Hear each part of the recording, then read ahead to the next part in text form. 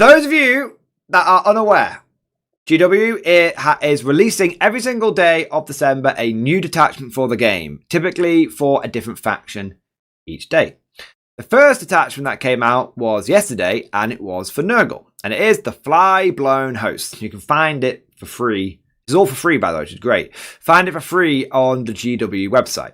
Now, this is a new detachment for the Death Guard, and I personally believe, although we have had some very strenuous arguments in chat, but I personally believe that this is really, really fucking good.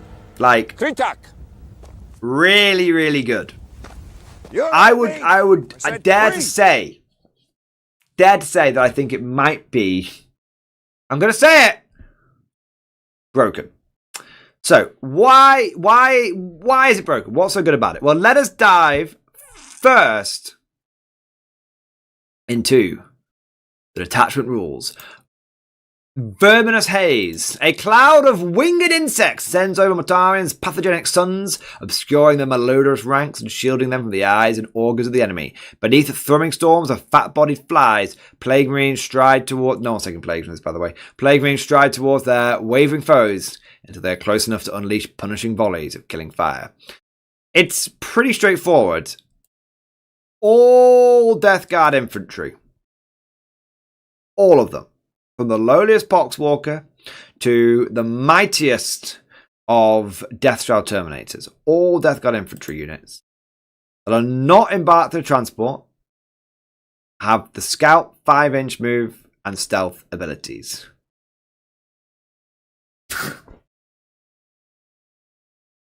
I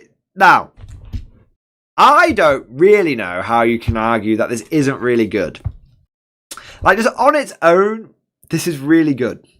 Because I will present my arguments. I will present my arguments to the floor.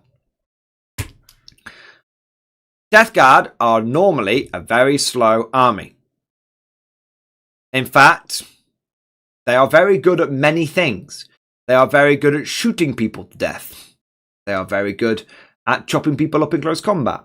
And they are reasonably durable. I'm not saying that they're not as durable as they once were, but they are reasonably durable. The one thing that they don't do well is speed. They have some faster units, don't get me wrong. Those droney things that fly around can be quite speedy.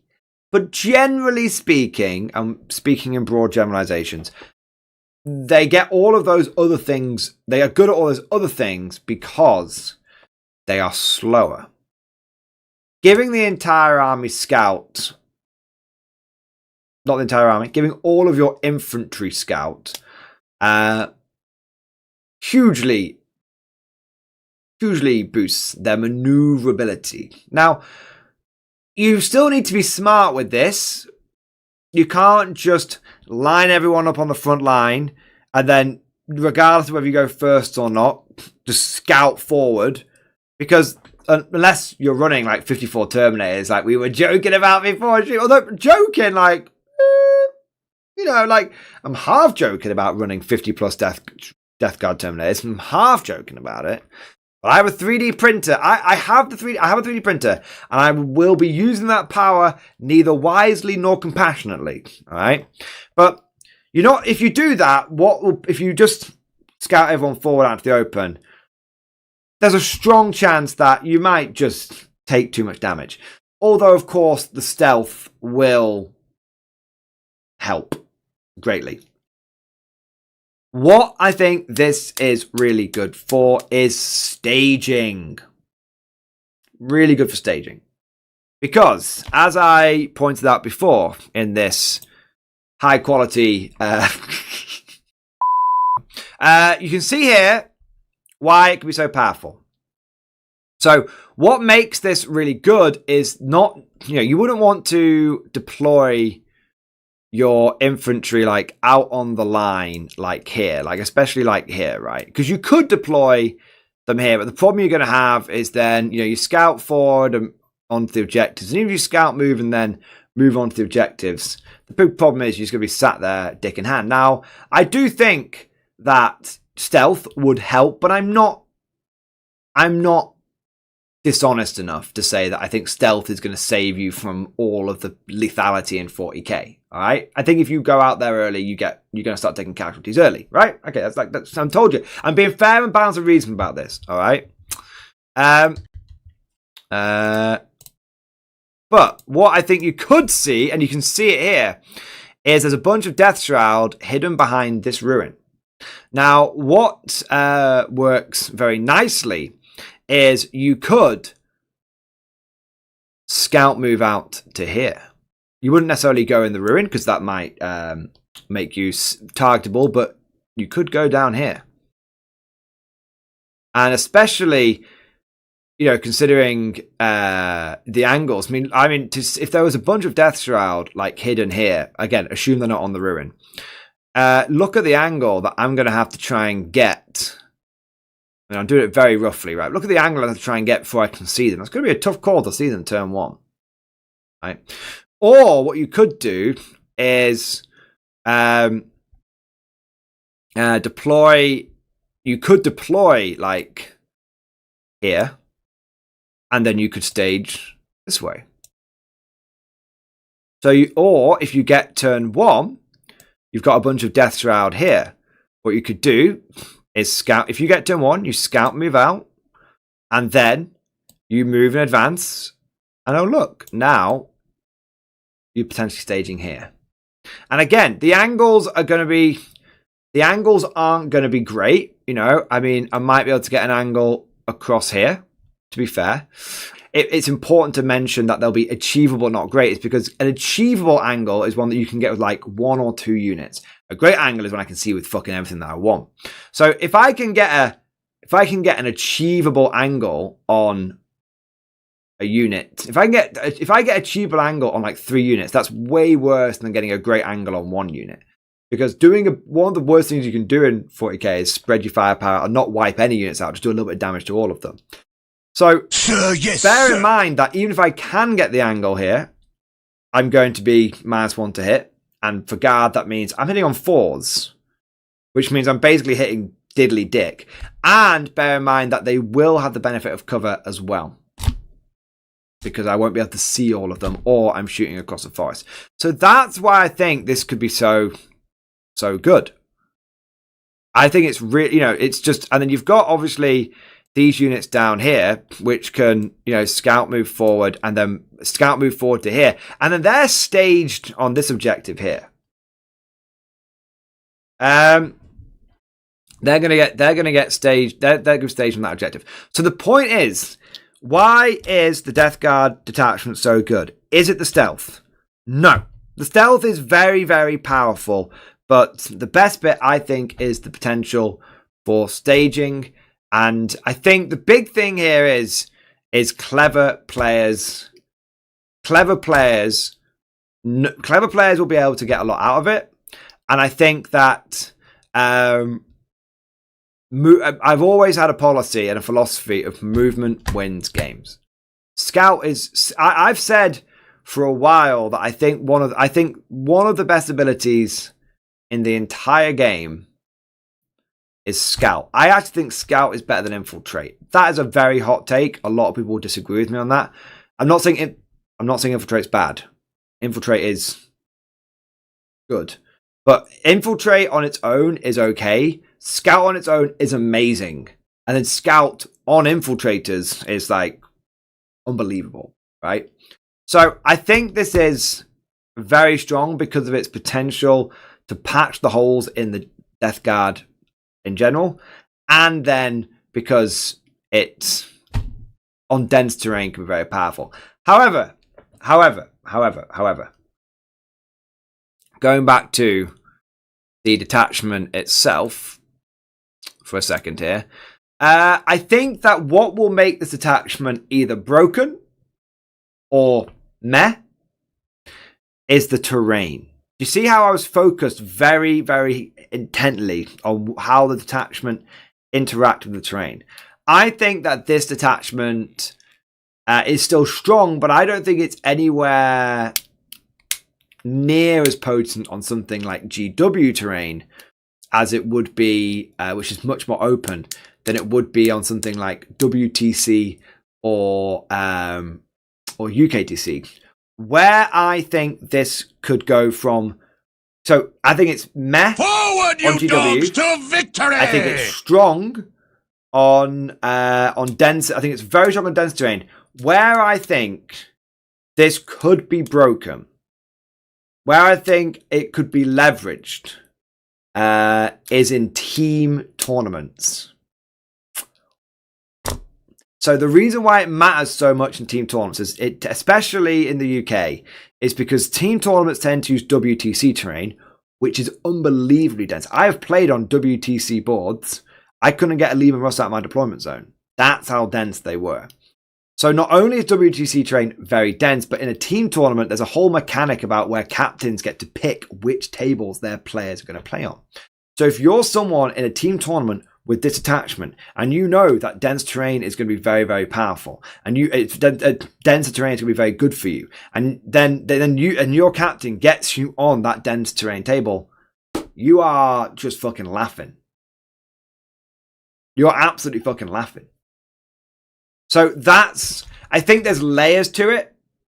And I think it goes to show, I think the nuance, and actually a lot of people say 40k is a very simple game. They point to other games that are like, oh, people play 40k is stupid. Nah, there's a bit of elitism. Some people are a bit elitist towards 40k players.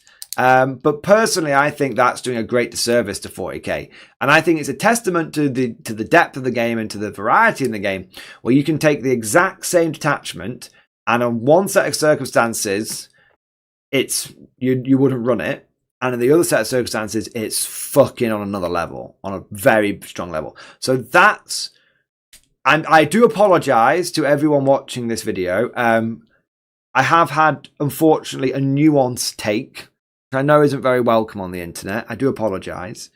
But having a nuanced opinion on the internet, it's almost 2025. You can't do that. I think with the right set of circumstances, and I think it's important to say that these aren't niche circumstances, this could be leveraged incredibly effectively. But I don't think it's going to be utterly broken all the time, but it will be broken. It will be very powerful in the right hands. So that's my take on this. This is messed up. Why are you showing nuance? I know. I'm sorry. Binary takes only, please. I'm sorry, guys. I know. Right. So that's why I'm saying it's GW break. GW like breaking the game. I think it's. I just think I can just see. I can see why some people are saying this is mid as fuck. I can see that. I can actually, memeing aside, I can actually see that, and I can agree with that. But I also, meet me halfway here. To all of you, meet me halfway here. In the right circumstances, very achievable circumstances, I think this has got a lot of potential. And that's before we've even got to the other bits. Okay. I expect Mordian will receive a full pardon from himself. I assessed myself, and I found no wrongdoing. Okay, so let's take a look at the next bit here, which is the enhancements. Some people are going mad over these enhancements. Maybe. So, you've got Droning Chorus, 15 points. Death Guard infantry early. Ranged weapons equipped by model in the bears units have the assault ability. It's so easy. Oh, assault. Another day, another dollar. Assault. Again, think about the army we're talking about here. Death Guard. You wouldn't plan around this being army-wide, or you wouldn't use this all the time, but a unit being able to advance and still shoot is powerful. Scout. Think about this. Scout and move and advance and still shoot. Considering how many special weapons you can load up on in certain Death Guard units, it's good. Is it broken? No. Is it worth a punt? Is it worth like a 10-man squad of Plague Marines led by the cheapest possible fucking character you can find? Yes, absolutely. Because what you could do is, as we pointed out before, you could stage you could stage effectively, and then you could jump out and start ganking people. It's all leads it. This detachment is the staging detachment. It's all about you getting in position, and then if your opponent dares to come too close, you jump on them. So I think with Scout,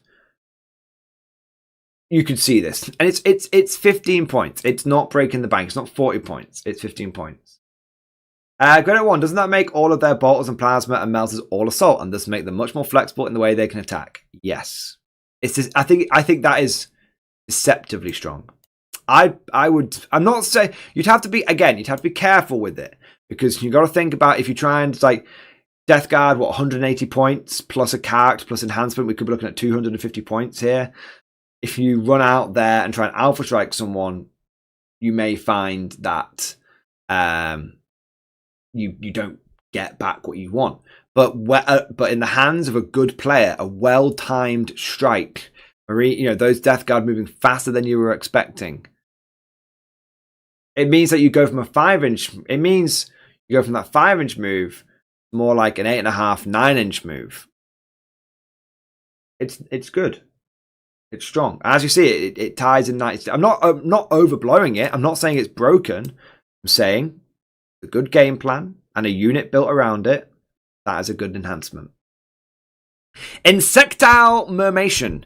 Death Guard infantry model only. Each time a model in the Bears unit makes an attack that targets a unit that is within contagion range of one or more Death Guard units from your army, reroll a wound roll of 1. You're paying 20 points to give one unit reroll 1s. To wound. Does that pair well with Blight Lords? I mean, Blight Lords are still shite.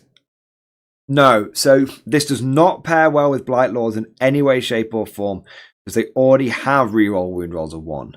So this would be it's melee and shooting, and it's good for. It's good on Plague Marines, that. It's also good on Death Shroud. Reroll 1s from the Wrist Flamers, and then also in combat. It's fine. It's fine. It's 20 points for a straight damage boost. It's not bad. At the end of the day, is it bad? Is it going, oh, Battle Shock? No, it's not. It's good. Rejuvenating Swarm. This is the one. This is the one that everyone is losing their fucking minds over.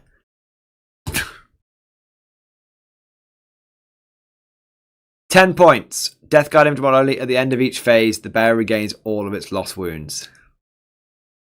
Each phase. So if you don't kill them in the shooting phase, they get all the wounds back. If you don't kill them in the fight, and then if you don't kill them in the fight phase, they get all the wounds back. Death Shroud Flames are twin link, so you wouldn't use it on Rapture later. So you wouldn't use. Going back a second here, good point. Are they all twin linked? I didn't realize they were all twin linked. Go look at Death Shroud. They're not twin linked. I think you're lying, Rapture. They're not twin linked. They're anti-infantry 4+.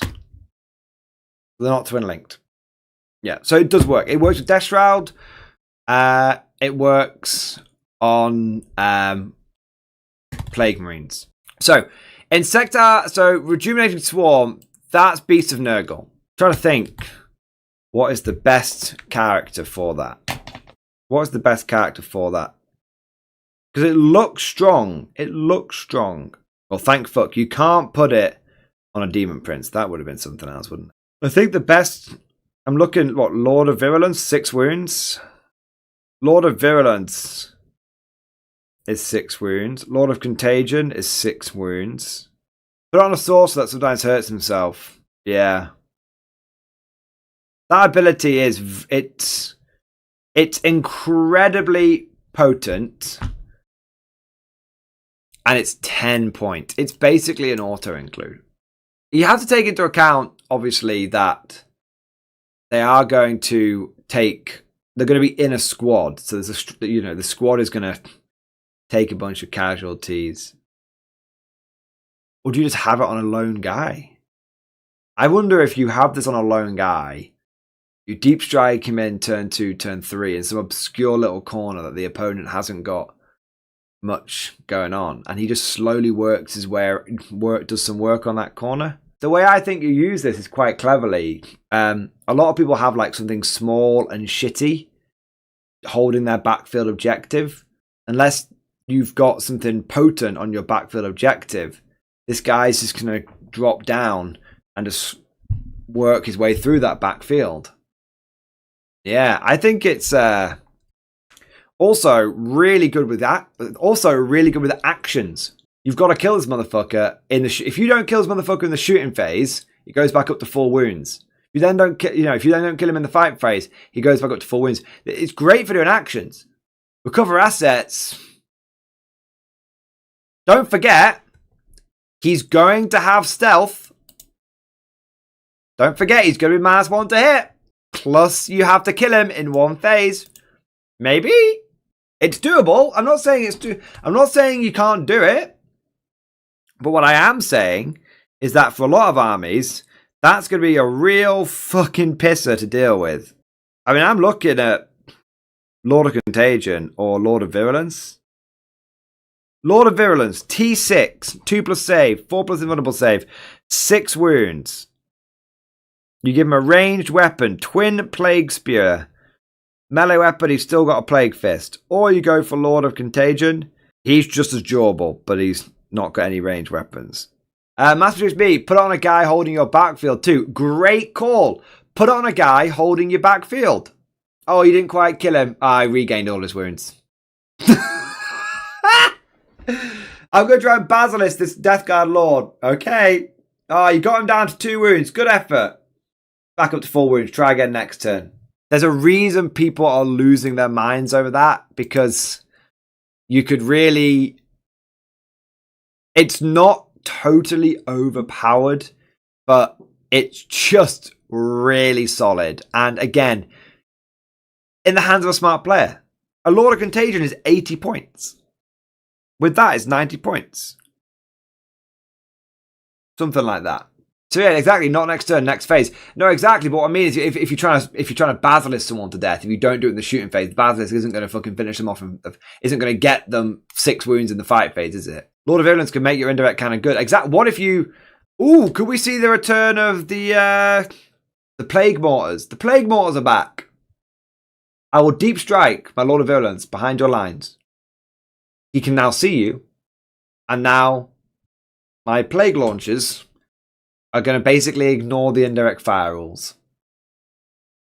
And you might say, but Mordian, they could do that already. True. True, but the solution was, I'm going to kill you fucking guy that's doing it, so it wasn't worth it. Now it's like, are you going to kill him? Are you going to dedicate something going backwards to deal with him? It's smart. It's a very, when used properly, an unbelievably annoying ability. It's wildly annoying. All right. Next, we've got Plague Veil. Death Guard infantry model only. While the bearer's unit is within range of 1 or more objective markers that you control, that unit can only be selected as the target of a ranged attack if the attacking model is within 18 inches. Death Guard model only. While the bearer's unit is within range of 1 or more objective markers that you control, that unit can only be selected as the target of a ranged attack if the attacking model is within 18 inches. So, basically lone operative for you and your unit. I have a question for chat here. Does the bearer, if the bearer loses his unit or does not have a unit, does he still benefit from this? Because he is part of his own unit, right? It doesn't say The reason I'm asking this is it doesn't say whilst leading a squad. It says the bearer's unit. So I feel like that there's a difference there. Because I think if you look at the whole unit gets it. Yes, he is a model in his unit. Yeah, I'm right. So it doesn't say whilst leading, so yes, it works solo. So there you go. Do you want to hold your own objective? You wouldn't even need so you could take Rejuvenating Swarm on someone that's going to harass the enemy's objective, and then you could take Plague Veil on a dude to hold your own objective. That's really a lot. So the thing is, that is still incredibly powerful defensively, but it's also incredibly powerful offensively as well. Again, referring back to this example, we know that one of the best ways of fucking over Death Guard is Basilisks. What happens when this Death Shroud unit here, Scout moves to here, effectively stages, and then I go, ooh, I'm going to Basilisk you. You can't. Why not? Plague Veil. Now I can't slow. And what makes this very powerful, again, is important to mention, is in the game that I played here, Mortarion was like here, and he was like obviously affecting the units around him, stopping them from being slowed down by the Basilisk. But the units down here weren't benefiting from him. But imagine if the Death Shroud that were down here, because there was another unit that came down here, imagine if they had Plague Veil. Would mean it gives you the ability to spread out. You don't need to castle up around Mortarion as much. I would say that this is very strong. This is strong. This is strong to very strong on the right terrain. I would say all of these enhancements are good. I wish I had enhancements like this in the Guard. I have one good enhancement in my Guard Index. Just put that in perspective a second. Think about the enhancements in the Imperial Guard Index. There is one good one, Grand Strategist. The other three are kind of shit or expensive. Kurvs is arguably good, but it's just too expensive for my blood. Every single one of these is good. You're not necessarily going to take all of them, because that's a lot of points. But you could take all of them, and no one would. It's not like when someone takes Drill Commander, every Guard player's like, you shouldn't have taken that. You could put all three of these in your list, and everyone would be like, those were some good choices. Let's look at these stratagems. Some of these are good, some of these are really bad. So, nauseating paroxysms. When? Start the fight phase. Target. One Death Guard imp unit from your army that is within engagement range of one or more enemy units. Effect. Select one enemy unit within engagement range of your unit. That unit must take a battleship test, subtracting one from the result. Now, you're going to look at this and think it's rubbish. It's not. It's not great. It's not great. But it has actually got some potential. Okay? Now let me explain to you why it has potential. It can fuck with people interrupting. So if you need to charge 2 units in, and you know your opponent's got 2 CP, and you know your opponent might want to interrupt you before the second combat goes, but you really need both combats to go off, it might be worth spending a CP here.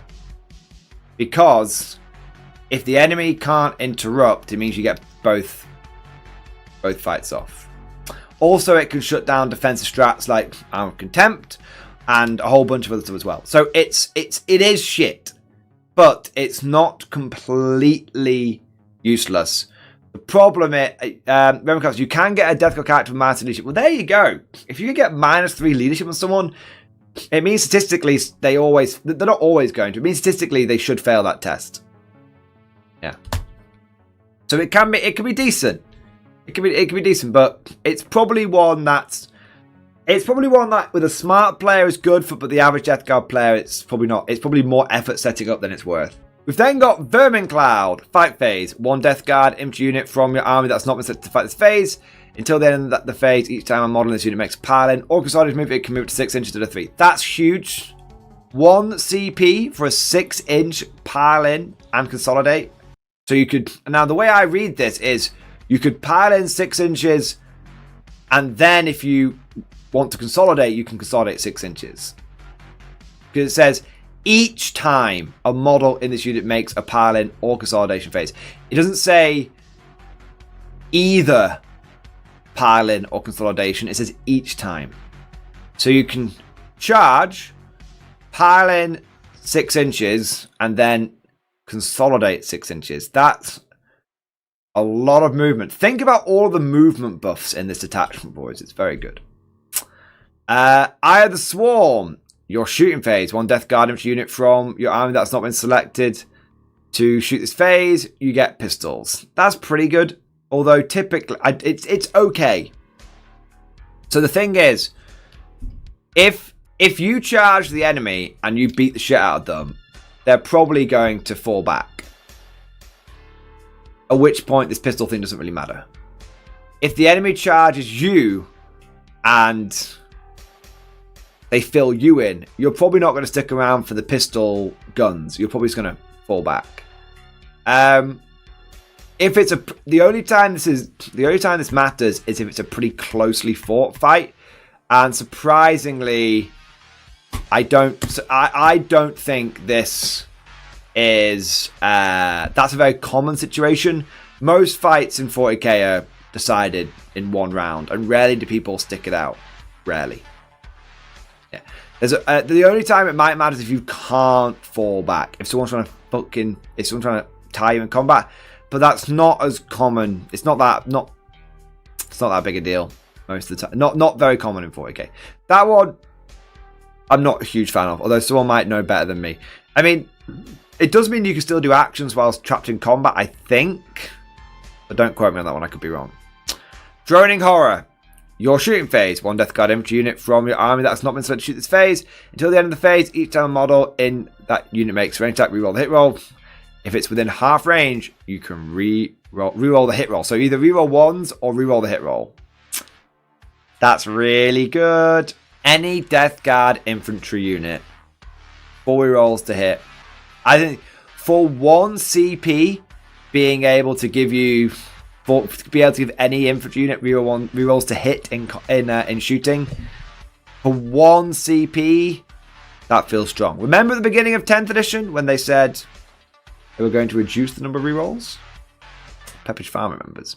That's, I think, the one, as a guard player, that's one that jumps out to me the most, because it's just it's the easiest one to do. Jump out, absolutely blast someone's asshole. Yeah. Enervating Onslaught. Fucking hell, man, I don't even know what that word means. When your charge phase, just have Death Guard infantry unit from your army has charged. Effect, select 1 of your unit, roll 1d6 for each model in your unit that's within engagement range, adding 1 to the result if that model is not a cultist or poxwalker model, so you can use this on cultists or poxwalkers. For 5+, the selected enemy unit suffers 1 mortal wound.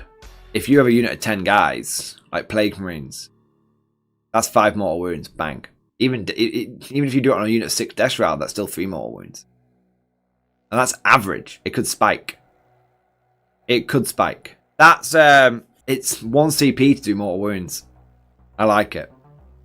Yeah. Everyone knows how good grenades is, right? 4+ do some mortal wounds. This is obviously different, but there's a similar principle being applied here. Everyone loves doing mortal wounds on a 4+.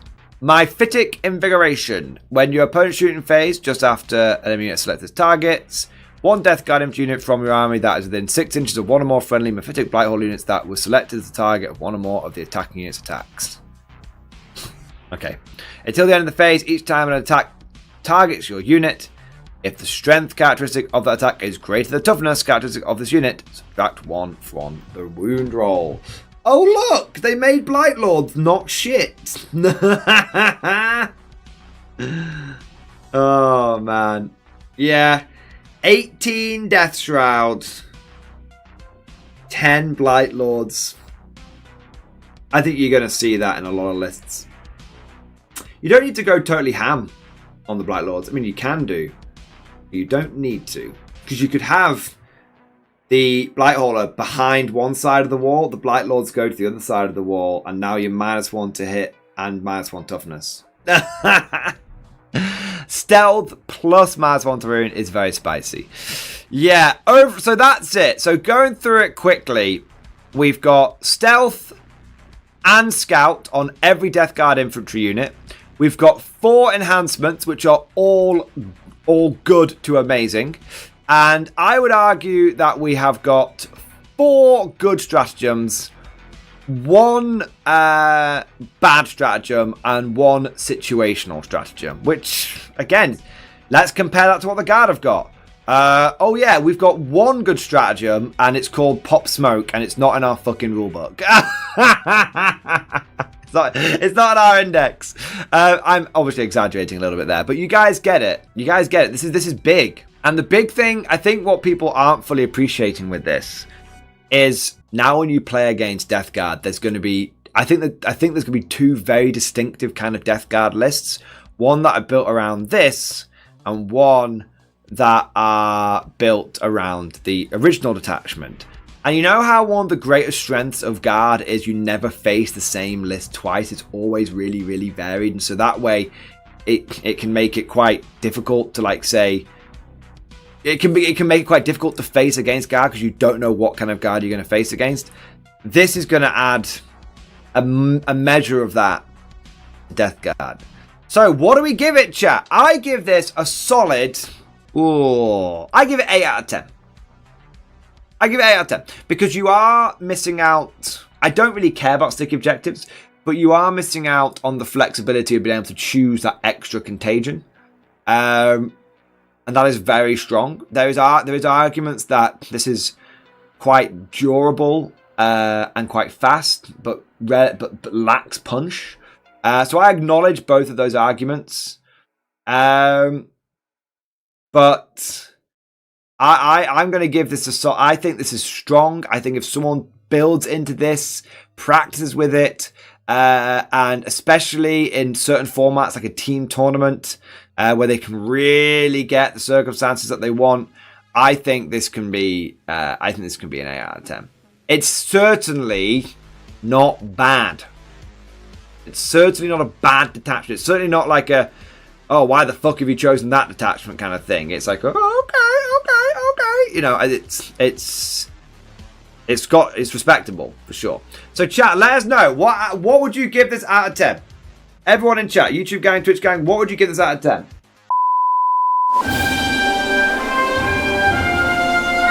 Would you like to know more? If so, then please consider becoming a channel member or patron. By supporting the channel, not only will you be doing your part, but you'll also be helping me create more content for your viewing pleasure and unlocking a whole host of perks. You get everything from a badge next to your name, custom emojis, but the big one is access to the Mordian Glory Discord server, an online community with almost 2,500 active members. It's always popping off in the MG Discord. We've got channels for army lists, hobbying, tactics, stories, and even a pretty spicy meme section as well. For all you greenhorns that wanted to see the Mordian glory hole, today is your lucky day.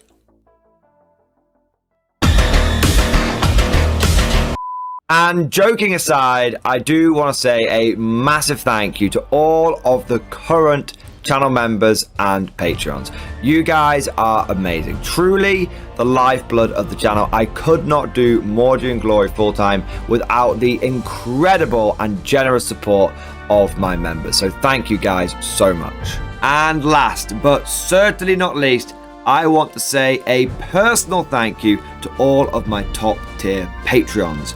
These are the War Masters, the people who have truly gone above and beyond the call of duty.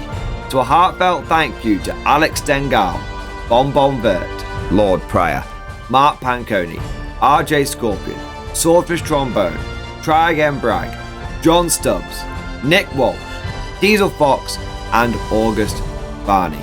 Seriously guys, thank you from the bottom of my heart. Your support is incredible and it makes a huge difference. Thank you so much. that's all for now. Hope you've all enjoyed today's video, and of course, as always, see you guys next time.